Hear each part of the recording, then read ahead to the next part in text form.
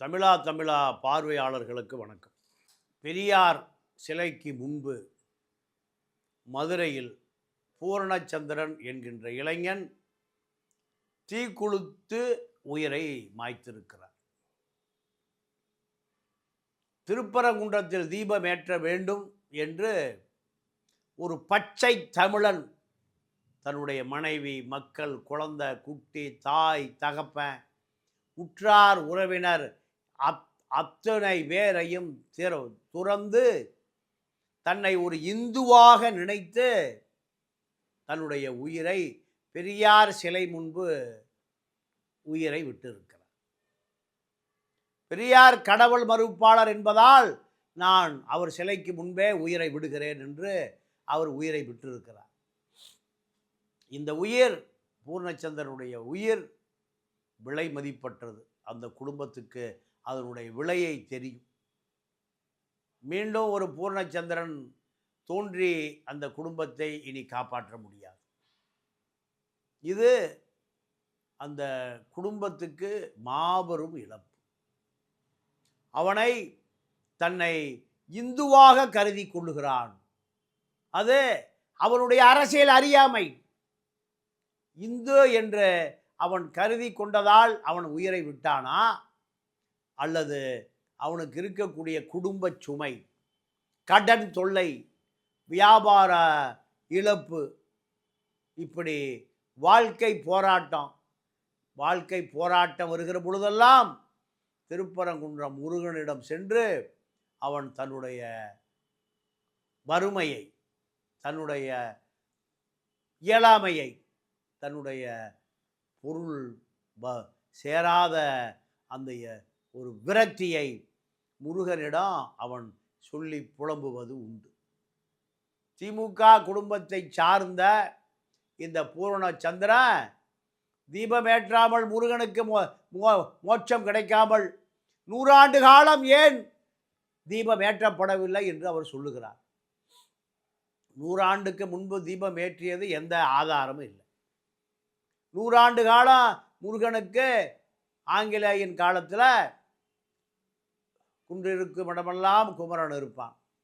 பழனியில் தியாக மோட்ச தீபம் ஏற்றப்பட்டதாக எந்த வரலாறும் இல்லை. 100 ஆண்டுகளுக்கு முன்பு ஏற்றப்பட்டது, இப்பொழுது ஏன் ஏற்றப்படவில்லை? அதற்காக ஏற்ற வேண்டும். நீதிபதி சொன்ன பிறகும் இந்த அரசு ஏன் ஏற்க மறுக்கிறது? ஏற்ற வேண்டும். இப்படித்தான் தன்னுடைய உயிரை விட்டிருக்கிறார். இந்த காவல்துறை, திமுகவுடைய கட்டுப்பாட்டில் இருக்கக்கூடிய காவல்துறைக்கு முதலமைச்சர் தான் உத்தரவிடணும். பூர்ணச்சந்திரனுடைய 6 மாத கால அவனுடைய சங்கிலி தொடர் வாழ்க்கை போராட்டத்தை நீங்கள் கண்டுபிடியுங்கள். அந்த இளைஞனுக்கு தற்கொலைக்கு தூண்டுகிற மனநிலைக்கு அவன் எப்படி உந்தி தள்ளப்பட்டான்? அவனுக்கு இந்து மத பற்று எப்படி வந்தது? தற்கொலை செய்யக்கூடிய எண்ணம் எப்படி வந்தது?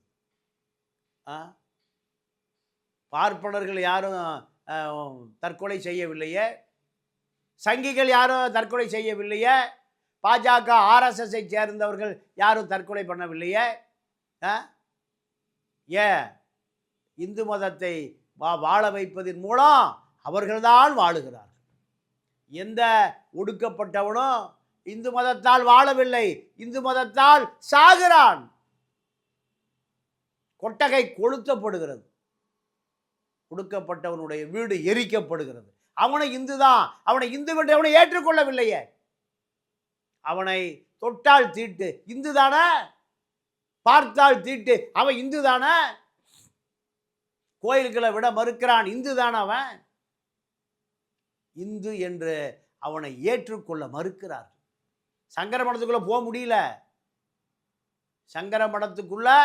போக முடியல, மத்திய அமைச்சராக இருந்தாலும் முருகன் புறவாசல் வழியாக தரையிலே அமர வைத்து செருப்பு எங்கே விடுவார்களோ அதற்கு பக்கத்தில் அமர வைக்கப்படுகிறார் மத்திய அமைச்சரான முருகன். மலமல்லுகிற சாதி, செருப்பு தைக்கிற சாதி, ஒடுக்கப்பட்ட சாதி என்று அவனை ஓரம் கட்ட வைக்கப்பட்டிருக்கிறார்கள். அந்த முருகன்தான் இந்து மதத்தை எந்த சாதி தன்னை ஒதுக்கி வைக்கிறதோ, எந்த சாதி அவனை ஏற்க மறுக்கிறதோ, எந்த சாதி தனபால் அமைச்சராக இருந்த பொழுது வந்த அத்தனை அதிமுக தொண்டனை கை நினைக்காம போயிட்டான். ஏன்? அவன் அருந்ததியன், அவன் ஒடுக்கப்பட்டவன், செருப்பை தைக்கிறவன், மழை வள்ளுகிறவன். அமைச்சர் ஏற்றுக்கொள்ளவே இல்லை. ஜெயலலிதாவிடம் போய் அழுகிறார். என் வீட்டுக்கு வந்த அதிமுக காரையவனும் சாப்பிடவே இல்லை. ஜெயலலிதா அவரை சபாநாயகராக்குகிறார். அது ஒரு கதை. முருகன் தான் நாடாளுமன்றத்தில் இந்து மதத்தை தூக்கி பிடிக்கிறார். தன்னை தாழ்த்திய இந்து மதத்தை தூக்கி பிடிக்கிற முருகன். ஏன்? தன்னை தன்னை அமைச்சராக்கி அழகு பார்க்கிறார்கள்.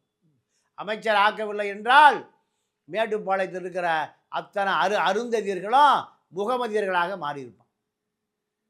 ஒடுக்கப்பட்ட அத்தனை சமூகமே முகமதியராக மாறுவதை தடுத்ததற்காகத்தான் மத்திய அமைச்சர் பூரணச்சந்திரன் ஏன் உயிரை விட்டான்? அவனை உயிரை விட தூண்டியது யார்? அவனை சுற்றி என்ன நடந்தது, என்ன நடந்து கொண்டிருந்தது? உயிரை இழப்பதற்கு உண்மையாகவே இந்து மதத்தின் மீது ஆழ்ந்த பற்று கொண்டவனா? இந்து மதம் அவனுக்கு எதை வாரி வழங்கியது? இந்து மத தலைவர்கள் யார் அவனை பார்த்து கொண்டார்கள்? ராமகோபாலன் சிஷியன் ஏன் உயிரை விடலை? சங்கிகள், பாண்டேக்கள், ராஜாக்கள் ஏன் உயிரை விடலை? அண்ணாமலைகள் ஏன் உயிரை விடலை? பழம் வியாபாரம் செய்கிற சாதாரண தொண்டன் தான் இந்து மதத்தை காட்பதற்கு உயிரை விடுறான். இந்து மதம், இந்து மதம், இந்துக்கள், இந்துக்கள் என்று சொல்லுகிற எந்த பார்ப்பன பெண்ணா பார்ப்பனர்களும் உயிரையே விடலை. மயிலாப்பூர், மாம்பழம், திருவல்லிக்கேணி உயிரையே விடலை. முருகனை காப்பாற்றவில்லை. முருகனை முழுக்க முழுக்க முருக பக்தர்கள் என்பவர்கள் தமிழர்களா பார்ப்பனர்களா? முருகனை ஏற்றுக்கொள்ள மறுத்துத்தான் விநாயகர் என்ற இல்லாத ஒரு உருவத்தை உருவாக்கி நீங்கள் குளங்குட்டை, ஏரி, கம்மாயில் புத்த சிலை இருந்தது. 1000 வருடங்களுக்கு முன்பு அனைத்து இடங்களிலும் புத்த மதம் வியாபித்திருந்தது. தமிழர்களிடம் புத்தர் சிலை இருந்தது. அதெல்லாம் அகற்றிவிட்டு புத்த மதத்தை ஒழித்துவிட்டு அசோகர் ஐரோப்பாவை தவிர்த்து உலகத்தில் அத்தனை நாடுகளிலும் புத்த மதத்தை பரப்பினார். 4000 ஆண்டு காலம் வரலாறு. 1500 வருடங்களுக்கு முன்பு தோன்றிய கிறித்துவ மதம் 2000 வருடங்களுக்கு 1500 வருடங்களுக்கு முன்பு தோன்றிய முகமதிய மதம், 2000 வருடங்களுக்கு முன்பு தோன்றிய கிறித்துவ மதம் இன்று ஐரோப்பா முழுக்க ஆக்கிரமித்திருக்கிறது. ஆசியா முழுக்க புத்த மதம், தமிழர் மதம் ஆக்கிரமித்திருக்கிறது. இதில் இந்து மதம், தமிழன் இந்துவாக மாறி இந்தியா முழுக்க தமிழன் இந்துவாக்கப்பட்டிருக்கிறான். திராவிடன் இந்த பெயரை பார்ப்பனர்கள் தான் வைக்கிறான். தமிழ், தெலுங்கு, கன்னடா, மலையாளம், துளு, இந்திய மொழியா எல்லாம் அத்தனையும் தமிழர்களாக இருந்தவர்கள் இந்துக்களாக மாற்றப்படுகிறார்கள். இன்று உயிரை விடுவதற்கா ஒரு தமிழன் தான் பயன்படுத்தப்படுகிறான். இந்து மதத்தை தாங்கி பிடிப்பதற்கு, இந்து மதத்தை தூக்கி பிடிப்பதற்கு, முருகனை தூக்கி பிடிப்பதற்கும் ஒரு தமிழன்தான் உயிரை விட்டு இருக்கிறார். ஒரு இந்து என்று சொல்லுகிற இந்துவாக மாறிப்போன இவன் தன்னை இந்துவாக மாற்றிக்கொண்ட பிறகுதான் தமிழருடைய வீரம், விவேகம், அறிவு, இவனுக்கு பக்தி வந்த பிறகு புத்தி வெளியேறிவிட்டது. இப்போ இந்து மதத்தை காட்பதற்காக பூரணச்சந்திரன் உயிரை விட்டுருக்கான். பூரணச்சந்திரன் உயிரை விட்ட பிறகு நீங்கள் தர்காவுக்கு முன்பு தீபம் ஏற்றப்படுமா? ஏற்றி ஆகுவதற்கு இன்னும் மயிலாப்பூர் வாசிகள், மாம்பழம் வாசிகள், பார்த்தசாரதி, திருவல்லிக்கேணி வாசிகள் எத்தனை பேர் உயிரை விட காத்திருக்கிறார்கள்? யாரும் உயிரை விட மாட்டார்கள். உயிரை விடுவதற்கெல்லாம் இந்த முட்டாள் தமிழன் முத்துக்குமாரை போன்ற ஈழத்தமிழர் பிரச்சனையில் உயிரை விட்ட முட்டாள் முத்துக்குமரன் போன்றவர்கள் தான் உயிரை விடுவார்கள். உயிரை விட்ட பிறகு நீங்கள் அவருக்கு மாலை மரியாதை செலுத்துவதற்கு பவுடர் அடித்து கொண்டு மேக்கப் போட்டுக்கொண்டு தங்களை மிகப்பெரிய ஈழ ஆதரவாளராக காட்டிக்கொண்ட அத்தனை ஈழ துரோகிகளும் முத்துக்குமாருக்கு வலம் வந்தார்கள். முத்துக்குமாருடைய மரணம் எதை எடுத்துக்கொண்டு போனது? எதையும் எடுத்துக்கொண்டு போகவில்லை. முத்துக்குமார் பாரதிதாசன் பாடுவதைப் போல பாவேந்தர் சாகடிப்பவனை சாகடிக்காமல் சாகராயே தமிழா, அதுதான் முத்துக்குமாருக்கு பொருந்தும். இன எதிரிகள் எத்தனையோ பேர் இருக்கான். அவர்களையெல்லாம் அச்சப்பட வைக்காமல் தன்னைத்தானே தீக்குளித்து மாய்த்து கொள்வதனால் முட்டாள் முத்துக்குமாரை போன்று அவர்களெல்லாம் மரணிக்கிற பொழுது எதிரிகள் எல்லாம் ஷாம்பெயின் பார்ட்டி வைத்து கொண்டாடுவார்கள். மாலினி பார்த்த சாரதி இந்து பத்திரிகையினுடைய எடிட்டர் இவர்களெல்லாம் அன்று குடி கூத்து கும்மாளம் ஒளிந்தான் எதிரி, அவனே செத்து போகிறான், அவனையே அவனை அழித்து கொண்டு சாகுறான், இவன் எங்கே நம்மளை அழிக்க போகிறான். இதுதான் முட்டாள் தமிழன் முத்துக்குமாரை போன்றவர்களுக்கு உள்ள விஷயம். தீக்குளித்து சாகிற முட்டாள்களே, இன எதிரிகளை அடையாளம் கண்டு கொள்ளுங்கள். அவர்கள்தான் இந்த இனத்தினுடைய எதிரி. எந்த ஈழத்தில் நடந்த அந்த யுத்தத்தில் யாரும் தற்கொலை பண்ணி சாகவே இல்லை.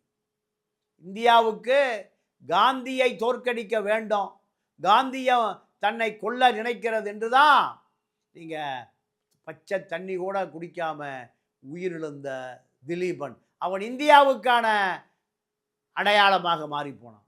காந்தியம் தோத்து போனது, இந்தியம் தோத்து போனது. இதை அடையாளப்படுத்துவதற்காக சிறிதாக தன்னுடைய உயிரை விட்டான் மாவீரன் திலீபன்.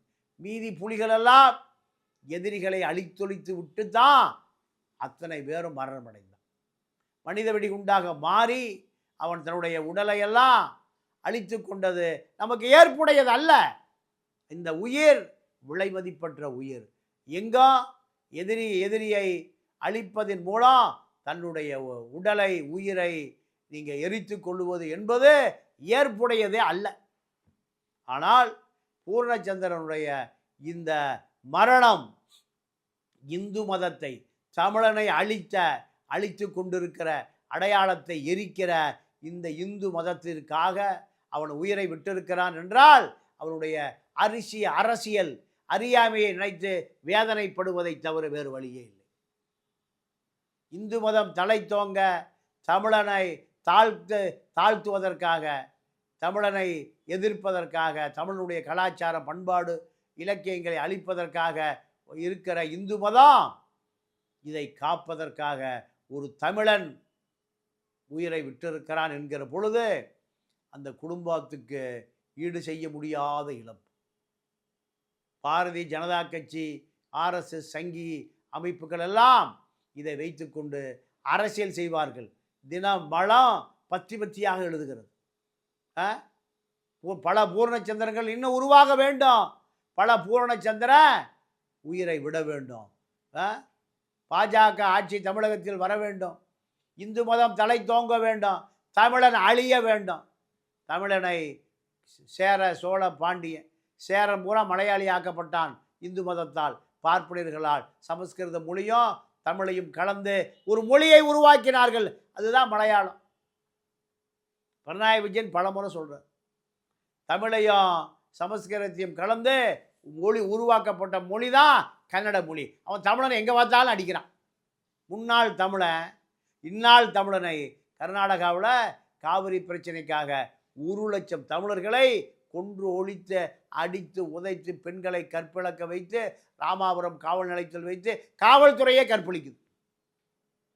இந்த பக்கம் ஆந்திரா, அவனும் முன்னாள் தமிழன்.